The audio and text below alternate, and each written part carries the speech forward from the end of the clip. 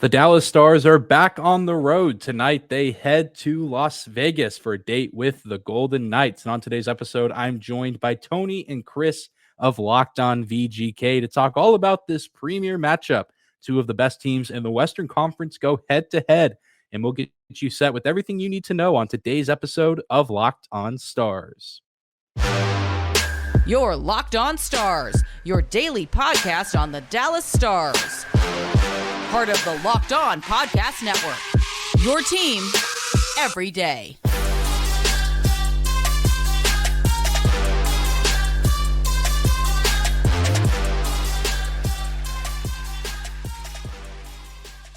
Howdy, Stars fans. Welcome back to the Locked On Stars podcast, the only daily podcast covering the Dallas Stars, part of the Locked On Podcast Network, your team every day. I'm your host, Dane Lewis, your local expert on all things Dallas Stars hockey, coming to you on this Monday, January 16th. And whether this is your first time here or you are a recurring listener, thank you for stopping by and making Locked On Stars your first listen every single day. So hit the subscribe button if you're watching on YouTube. You can also follow us on your favorite podcasting platform of choice. We are always free and available no matter where or how you may choose to listen. And you know, we're jumping straight into it today. Could spend some time to talk about Dallas's game on Saturday against Calgary, 6-5, a little bit of a closer score than might indicate of what this game actually was. And it wasn't a very fun game up until the end. The Stars almost complete the comeback. They show that they have a ton of heart in the third period. Just wasn't meant to be. Not the best performance from them, but I think that they're going to come out hungry on this road trip. Pete DeBoer making his return to Vegas should be an entertaining matchup. And we're going to jump into today's crossover with Tony and Chris. We do lose Tony on the video a little bit halfway through the interview. So at one point, it just becomes me and Chris. You on the video will be able to see that all happen. But if you're listening on audio only, just so you know, hey, where did Tony go?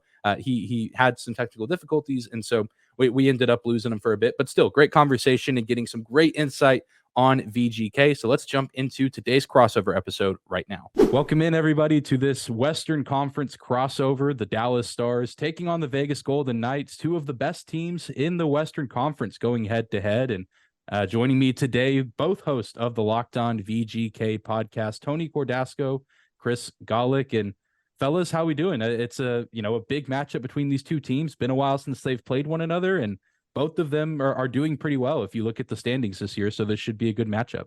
It's interesting because we did talk about the Stars and the Golden Knights, obviously, when the DeBoer news was first mentioned in Dallas when he was hired. And then now here we are, a few short months later, and both teams are statistically in great spots in the West right now. And Dallas seems to be a little more in their way, so to speak, and maybe has a better identity, oddly enough, Tony. Whereas our Golden Knights, a lot of injuries, a lot of questions right now, and including a lack of identity, which was one of the issues we had under DeBoer. So it's kind of interesting to get some different perspectives about how things are down there, how they are over here. Yeah, and one of the things I want to talk about, you mentioned the identity of this team, and of course a few new players on the team, or at least some new faces of the franchise, it seems. And there's a player that got picked up last year, and Jack Eichel, who didn't get a ton of playing time, was still recovering from surgery and things of that nature. But now he's really been back and missed a few games this season, but for the most part, I think he's played over 30 games for the VGK and is top 3 in points on the team. And what's it been like having a somewhat fully healthy Jack Eichel, or at least a Jack Eichel that can contribute most nights when you throw him alongside some of the other veterans on the team that have been around for a while? What's it been like having Jack Eichel in Vegas as a full-time contributor? Oh, he's tremendous when he's 100%. He missed 11 games this season. He had one of those non-contact injuries. And then in the game that he played on Saturday night against Edmonton, oddly enough, he played 19 minutes and disappeared. He did the good old Siegfried and Roy routine of the disappearing act here in Vegas, where he didn't have any shots on goal, so no points in the game. He was a -3 on the ice. He played 19 minutes, and to me, it's of a greater concern that something is still wrong with Jack Eichel, that he's still a little bit injured. And Chris, maybe you could give us a little bit more detail, because I know that you were at the game on Saturday night. His body language was a bit strange. And I want to make sure I put this the right way. I don't mean body language by the grumpy Jack Eichel that everyone in Buffalo seems to still talk about. But there was a shift when he went off the bench and went off the ice, busted his stick right over the bench, and actually had to go out and grab it really fast and get off the ice before they gave him a penalty for unsportsmanlike conduct. And then you saw him multiple times just on the bench, head down, looking down. Always trying to motivate himself if he's hurt, if he just if that's what he does when things aren't going well. We're not entirely sure what was going on. We listened. We actually didn't make it the whole game last night. My son wasn't feeling well, so we left about halfway through the third, and we're listening to Gary Lawless on the way back. And Duva mentioned our radio team, Dan Duva and Gary Lawless. Duva mentioned that it was a short shift, and Gary Lawless right away, you don't see Jack Eichel take too many of those in a very sarcastic manner. So point being, I don't think he just decided at that moment, okay, it's time to start shortening up my shifts a little bit. I think there might be a little more going on right there. Injuries, whether his head isn't right, who knows what it is. But, Eichel, yes, to your point, Dane, great leader, only player we've had in our history that can take a game, turn it on edge at any moment. But the last couple of games, you necessarily haven't seen that. Did it very well against somebody against Florida the other night, got a real big goal, but there's been some games where he has disappeared, and hopefully he's okay first and foremost, and hopefully he's noticeable tomorrow night or afternoon, I should say, because he was not noticeable yesterday by any means. Yeah, I think he's one of those players that, and I'm guilty of this too. Like, he was injured in Buffalo, and Buffalo wasn't the most competitive team during the end of his time there, and so I think people have kind of forgotten about Jack Eichel and the kind of player that he is. I mean, he's a superstar player and a superstar caliber player. And so I think he can be easy to forget. And of course, this Vegas team has plenty of other talented skaters and goalies as well. We'll talk a little bit about Logan Thompson in a second, but you mentioned, obviously a potential small injury or something nagging at Jack Eichel, hopefully not long-term. I think this game on Monday will be better if he plays and more entertaining, but it looks like the injury bug has struck a little bit again in the Vegas locker room. I know that was a big issue last year, and a huge reason why they, missed out on the playoffs just barely. But here, Vegas is still first in the division, although Seattle gaining ground a little bit. I mean, have there been points percentage that they're above us right now, I believe, and two games in hand and 2 points back going into Monday. That's right. Yeah, a few games in hand, but I think Vegas still 2 points up in the standings. Right. But yes. What's different this year about this VGK team? Are there guys that are able to step in and fill some of these holes, or are there just better performances all around on the team? Are the injuries just not as spread out throughout the roster? What's been different this year with fighting the injury bug and still finding a way to stay competitive and stay atop the division at the time? I'll let Chris add more, but I just wanted to give you an injury update. So Mark Stone, it's an upper body injury. He's week to week. And as we know, he had off-season back surgery, so we don't know what his status is going to be. He won't be playing on Monday. We just found out earlier on Sunday that Will Carrier, upper body injury, will be missing the game. He left the game on Saturday night. They are shorthanded without Shea Theodore, without Brett Howden, without Zach Whitecloud. But that has really not been the issue. And to me and Chris, we talk about this repeatedly on our show. They've been shuffling lines still at this stage of the game, a lot of blending lines and what have you. And for VGK, I know earlier in the season, in the preseason camp, in fact, we heard Bruce Cassidy say that he was going to experiment a lot. Well, here we are in January, and he's still experimenting. He's still just mixing up lines. Eichel was a second line center when he returned because of the strong play of Chandler Stevenson. But this is a team that is stronger on the road. I think now, Chris, they're 13-11 here at home. And they had a 9-game win streak earlier in the season. But after that, they kind of flatlined, and they're just about a 500 team after that. If not for that early start, they would not be in first place at this point. Chris? I think we might have another meme coming, Tony. I'm not sure what's going on. I can hear you fine, but we have another meme being developed right now. You said William Karlsson, and you started getting all weird. So going back to yeah, Dane, I see this. Tony, if there's a way you could maybe like turn your camera off and on really fast, that might fix whatever's happening down there right now. But otherwise, we're just gonna keep this thing going. It's good for numbers, Dane. Don't worry. That's right. This is there he goes. Trust me, this is standard operating procedure for Locked On Vegas Golden I'm Knights still right here. now. Yeah, I got you, Tony. We hear you. We hear you. I All did right. not mention William Carlson, so get lost. Oh, fair enough. I was thinking William Carlson, and Tony in his camera is programmed to do that. So there we go. So you mentioned what was different year over year, Dane. Will Carey, like Tony did mention, Will Carey is having a career season. He's shaking again. Tony, it's still happening. Um, Will Carrier is up to 10 or 11 goals now, which is better than his his season total ever. And our fourth line has been our identity line. It's been our energy line. I'm sure DeBoer loves to do it in Dallas, and we'll get a little more on that later. But starting line four and turning to line four in big situations and things like that. And now that Will Carrier is gone, all of a sudden now we have trouble on the back. Now we have trouble without Mark Stone. Things went really bad for the Golden Knights last season when Mark Stone went down. Difference being, you did mention Jack Eichel earlier, and Jack Eichel is someone we did not have to this level. We did not have the healthy Jack Eichel. He was just getting his neck better, so to speak, and then he breaks his thumb and still finishes the season. So he's a warrior. We can't overstate how big of a warrior and how much he does mean to our organization, Tony Cordasco. But there's something not clicking there. Chandler Stevenson was mentioned. I think he's gone 3 games straight without a shot on goal right now. So there's a lot of questions for Dallas Stars right on our tail right now and have been with us the entire season. I don't know if there's a lot of questions about Dallas right now. You guys know who you are. You have an identity, and the guys come to work and they grind. Whereas the Vegas Golden Knights, there are so many questions right now about the long-term success of this team and what exactly is going to happen. We've been riding a 13-3 start and that long winning streak, and otherwise we're a 500-ish team, maybe even lower, and now we're 5-7 against our own division, which is not a very good division right now.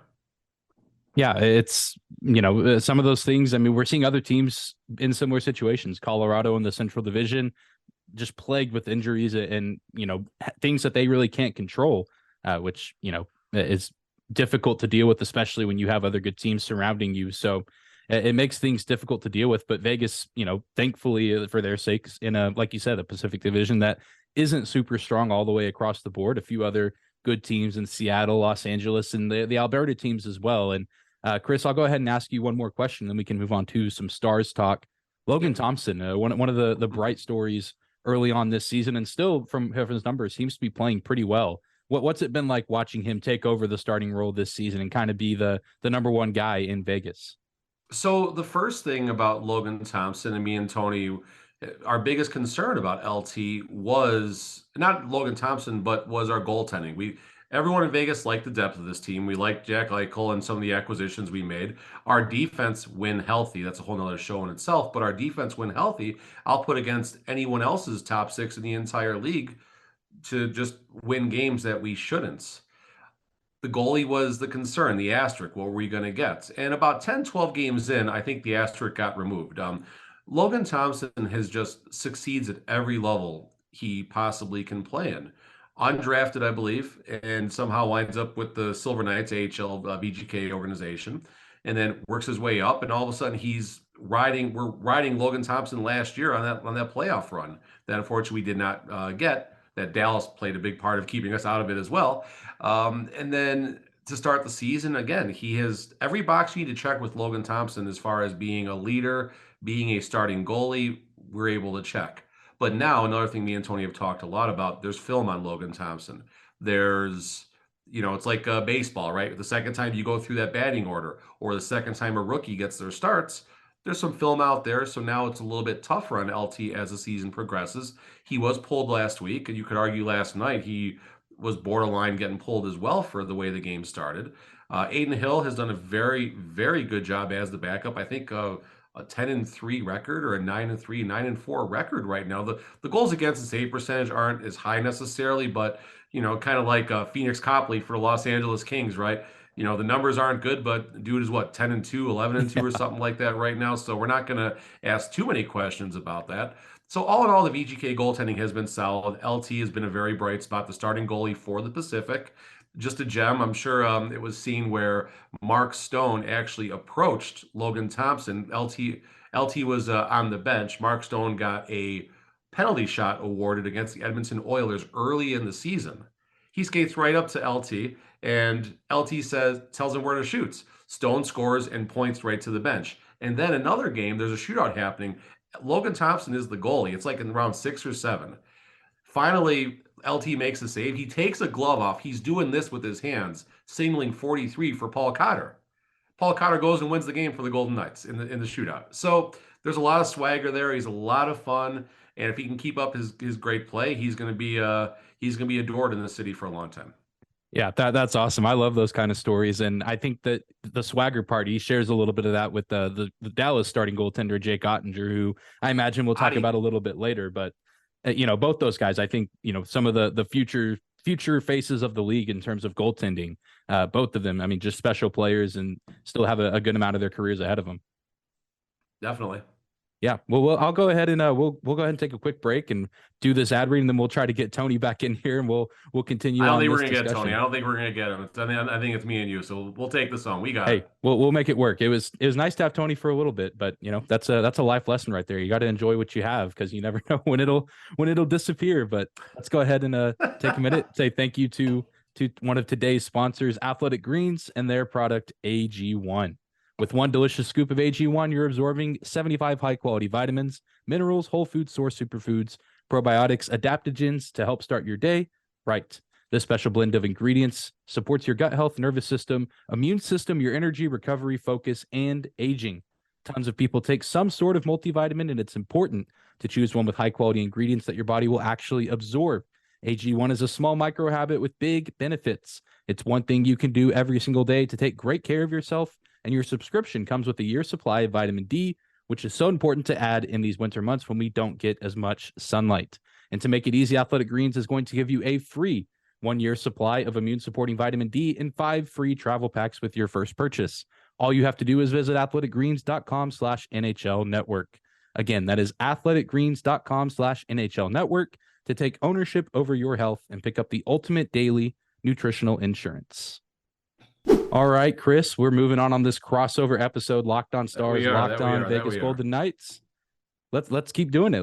We talked a little bit about the VGK, and now let's shift the focus to the visiting team, the Stars, who you talk about the team having identity, and as much as I'd love to affirm that and say that they're doing well and everything's going off without a hitch, it doesn't appear to be that way. They've lost 2 straight and some pretty heartbreaking losses to be at that, but it's tough to complain being a top 3 team in your division, but a lot going well with this team. But yeah, I mean, it's just like Vegas, a lot going well at times, but also some things just not going your way. But an interesting team to talk about, to say the least. So I'm an open book on what you and your listeners would want to know about the Dallas Stars going into this game.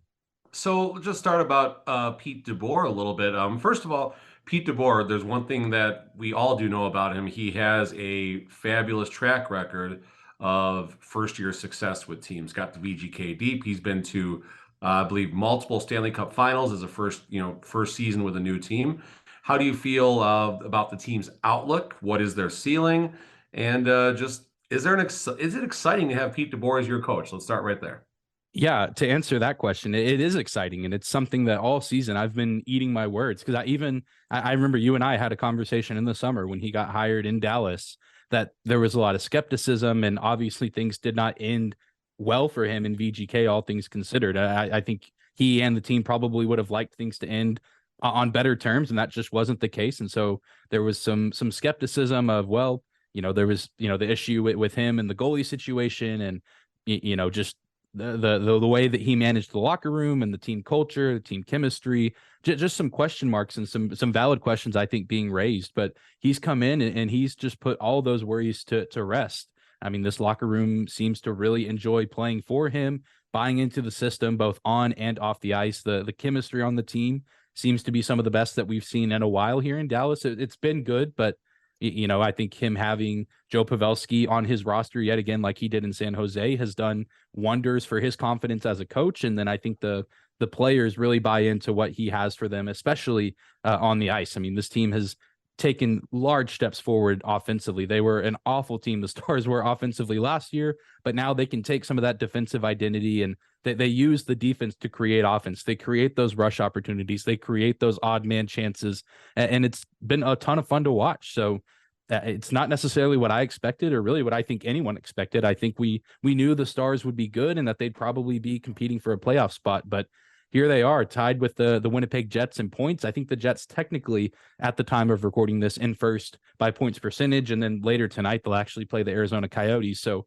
by this time this comes out on Monday, they could already be 2 points ahead of the Stars, but all things considered, you find yourself in the top three in your division that has the defending champion Avalanche, the Minnesota Wild, and even Winnipeg, who's been a surprise this season as well. Things are going very, very well in Dallas, all things considered.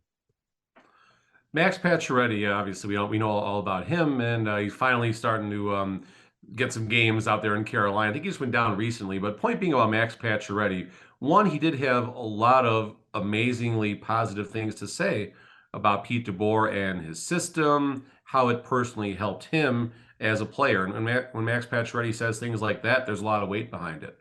Max Pacioretty also alluded to VGK being this is after the trade, being a country club atmosphere. You could, lose a bunch of games, but everyone's still all positive around the office and around a City National Arena. People still want to take your picture and get your autograph, and people are out washing their car. It was a real strange comment that he made. To paraphrase it, it felt like there was a lack of accountability under the DeBoer era. So talk about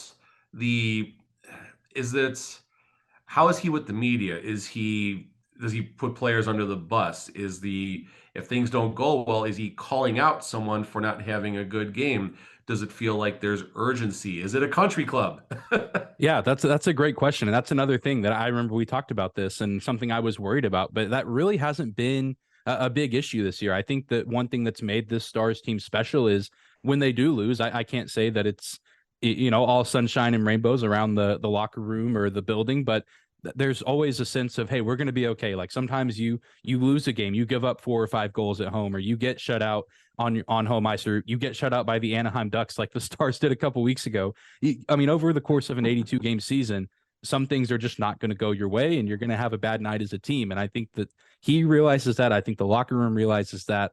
And he does a pretty good job of going out of his way to compliment players. If a player has a really good game, and even if the media doesn't bring him up, he'll throw in there like, hey, Miro Heiskanen had a really good game, or Yoel Kiviranta, one of the fourth line skaters, had a really nice night. Even if they don't score goals or get assists, there's little things that some of these players do that, it can draw the attention of the coaching staff and get their admiration. And really, he can be critical of players at times, but really only if he's prompted. So Tyler Seguin has been a pretty hot topic of discussion all season because his contract is so big, but sometimes he doesn't necessarily deliver on a game-to-game basis. And so sometimes the media will say, what do you think of Tyler's game? Or would you want to see more from Tyler in this aspect? And he'll be brutally honest, but I don't think it's I'm calling out the player to attack them behind their back. I think these are things that he would say to this player's face, and probably does say these things to that player. And, it does all that he can to get the most out of them night in and night out. And I think ultimately the team is better for it.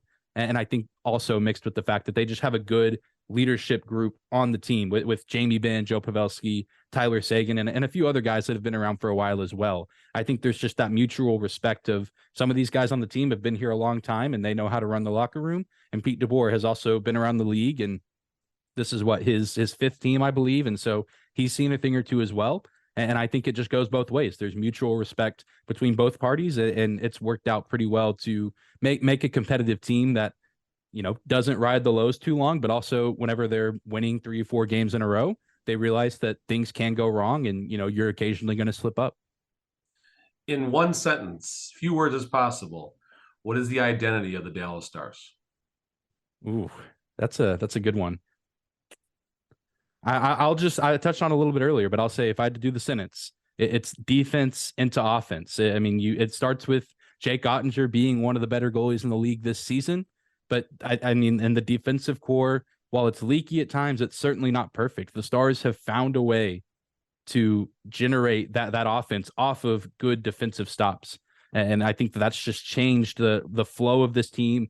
and how teams in the league have to game plan for the Stars. Because I think, and this was a month or so ago, so numbers could have changed, but at one point earlier in the season, the Stars were last in the league in time spent in their offensive zone. Because when they score goals, I mean, every now and then you'll get the cycle going, or you'll get the plays that they draw up. But really, when the Stars are scoring, it's off the rush, or it's off of a quick tic-tac-toe passing type play. They don't really like to spend a lot of time in the offensive zone.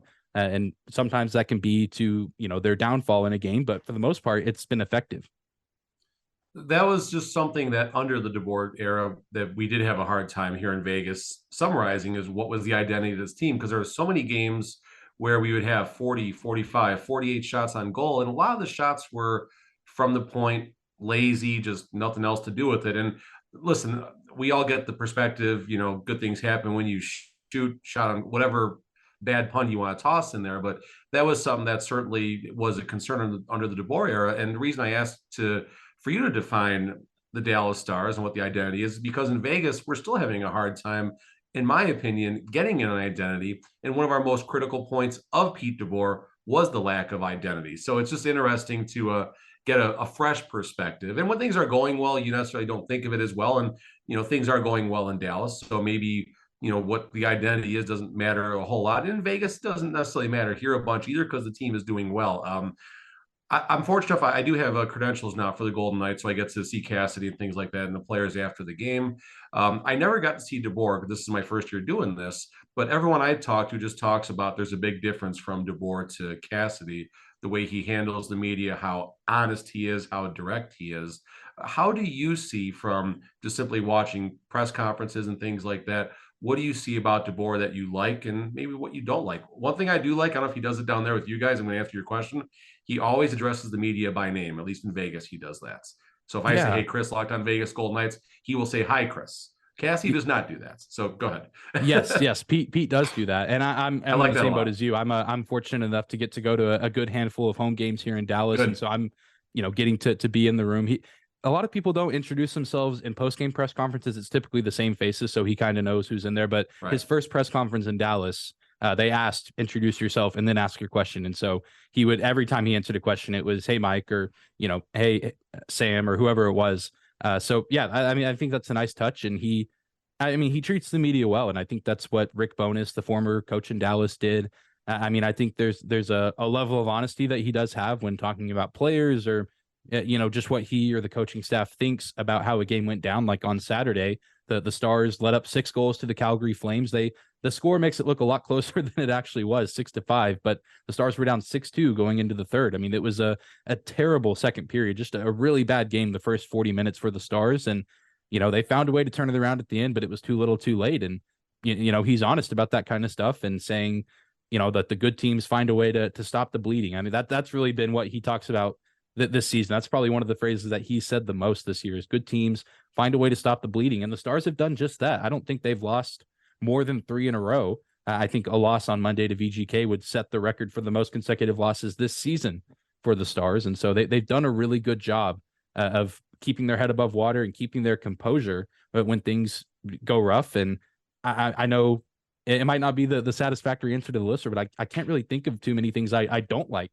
about Pete DeBoer, at least from a media perspective. I mean, he treats all of us well, and has a pretty easygoing demeanor, even after, losses. He doesn't really get too emotional one way or the other. Even after a big win, they could shut out a team 5-0, and he'll be about the same as he was if the team, got beat, on home ice. So really good stuff from Pete DeBoer here in Dallas so far. And, the trend seems to be continuing of first year with a new team, and they're doing some pretty special things. He's got to drop the cowboy hat. That's my only complaint right now. He's got to drop the cowboy hat. All right, I think we can get to our next segment here in a minute. We'll talk more about the game coming up tomorrow at Matinée, T-Mobile Arena here in Vegas. First, I got a quick note from BetOnline to talk to you all about. BetOnline is your #1 source for sports betting info, stats, news, and analysis. Get the latest odds and trends for every professional and amateur league out there. From pro football to college bowl season, not anymore, but basketball, the World Cup, we got it all on betonline.net. If you love podcasts, you can even find those on BetOnline.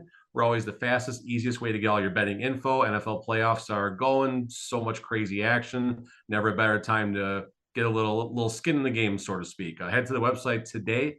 Use your mobile device to learn more. BetOnline, where the game starts. All right, welcome back. We are here with Dane, Chris Golick here, Locked On Vegas Golden Knights, Dane Lewis, Locked On Dallas Stars. We're going to preview Monday's matinee, T-Mobile Arena, Las Vegas, Dallas facing Vegas. Both teams in need of a win. I guess, Dane, as we get the last few minutes here, what's a couple of your keys to victory for the Stars? Yeah, I think the biggest key for the Stars in this game is to limit the amount of goals against. They had some good performances last week, Tuesday and Thursday. They were in New York, played the Islanders and then the Rangers, and Jake Ottinger was fantastic in both those games. And I think the Stars really should have won their game on Thursday against the Rangers. I don't know if you saw it, but Keandre Miller scored a goal with 0.9 seconds left to tie the game in the third, send it to overtime, and then Adam Fox gets the game winner there. And so heartbreak that carried over a little bit, I think, yesterday. Stars lose 6-5 to the Calgary Flames at home. That was Scott Wedgwood in net, who gives up all 6 of those goals. Really rough outing for the Stars backup. But Jake Ottinger, I think, should be back in net tonight. And I'm excited to see what he can do. He's been on a tear recently, putting up solid numbers. I think his goals against average is right at 2, or maybe even now a little bit below. He just doesn't really give up 2 or 3 goals in a game very often. And I mean, he's been, especially recently, he's just been on a whole new level. So I'm excited to see how he comes out and plays. He seems to always match up really well against other teams' good goaltending. So if Logan Thompson is out there and he's doing his thing, we could see a potential goalie battle at T-Mobile Arena. And those have been kind of what the Stars have been faced with over the past few weeks. And it's been really exciting to watch, to see how he adjusts to the challenge of facing a team's offense and how the Stars offense goes about, trying to take down an opposing goaltender that's playing really well. I think you're going to get Adin Hill tomorrow. I predicted actually on Thursday that the rotation would be Adin Thursday against Florida. Saturday would be Logan Thompson, and then they would roll back with Adin Hill. A little shorter turnaround. Adin Hill is in a little better form lately than Logan Thompson. Not a knock on Logan Thompson, just I think Adin Hill has earned this game. For the Vegas Golden Knights to win this game, it's going to be an ugly game. It's going to be a winning ugly type of game. Injuries are piling up again. Just when things are getting back, Mark Stone goes down. Now Will Carrier goes down. Pietrangelo was actually hurt in the game last night. He was down for a minute, but was able to finish the game without missing a beat. T-Mobile went silent last night because we were concerned we had lost our now star defenseman on top of our captain, on top of everything else that's happening right now. So win ugly, get something from a player that's not a household name. We got a good chunk of our Henderson Silver Knights helping the big club out right now. So simple formula, win ugly. You got a good goalie in Ottinger. Ottie's going to be back there, so hopefully get a lot of pucks onto the net. And maybe it will be a DeBoer type game where they're just going to shoot, get one to hit some traffic, and we'll get lucky. And maybe a nice, how about a nice 3-2 shootout where it's a nice even game and the skills competition that Connor McDavid wants the NHL to get rid of. I like that perspective. 1 10-minute overtime. I like that 3-on-3. Yes. I'd rather see that, but that's another discussion for another time. Yeah, that's a whole different podcast. I do agree, though. I think that'd be much more entertaining. And the Stars, even this season, I feel like I've seen too many shutouts, although I think it's only been 3. But you give all those injury updates for the Golden Knights. I will say, just for the Golden Knights fans out there that might not know, Stars forward Rope Hintz has been out for 3 games now. Suffered an upper body injury last Sunday against the Florida Panthers. Did not skate at practice on Sunday from everything I've seen. So the verdict is still out on whether or not that he'll even travel with the Stars to begin this road trip, because they have Vegas on Monday and then San Jose Wednesday, Los Angeles Thursday. So a few days out west for the Stars. We'll have to keep an eye on Rope Hintz, but that could love be a 3 big games factor. in 4 nights. Love it. Yeah. Oh, yeah. The Stars schedule has been a monster as of late. It's been, a few games out west, 1 game at home, and then they go to Just New be York. lucky Tony's not on. You mentioned schedule. Tony gets all funky about that, so that's a win for you, brother. Well, yeah, the Stars have certainly faced their fair share, but yeah, I'll predict a close game as well. I'll say a 4-3 final. I'm hoping that, of course, that the Stars can pull it out. I'm with you. It's going to be. I think the Stars win tomorrow night too. So I'll whatever you predict, I'll double down on it. Yeah, I mean, I'm hoping that's the case, and the Stars really do need to pick up a win here, and then a team in San Jose that's not so great on Wednesday, but San Jose's already beaten Dallas once this year, and both Los Angeles and the Sharks they're split 1-1, so closing out a few season series this trip, but opening up a new one with Vegas. I believe this is the first of at least 2, if not 3 meetings, and all 3 games last year. Pretty entertaining. Definitely, 100%. Yeah. Well, thanks for doing this, Chris. I'm sorry that we lost Tony, but appreciate you doing this and excited to see what this game has for us. Hopefully it's another good installment. Definitely. Glad to be here.